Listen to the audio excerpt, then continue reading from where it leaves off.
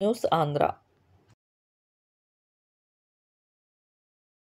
నీ వ్యాన్ ఢీకొని మోటార్ సైకిల్పై వెళ్తున్న వ్యక్తికి గాయాలు.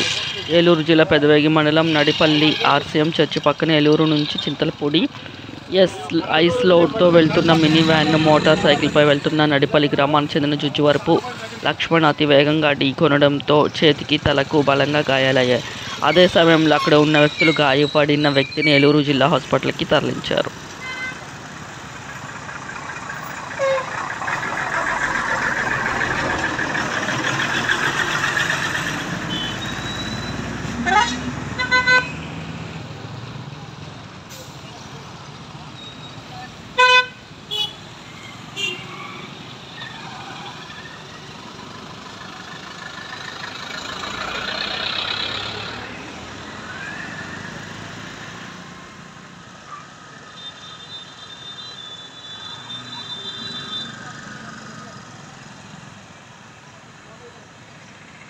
ఇప్పుడు వెళ్తుంది ఏలూరు నుంచి.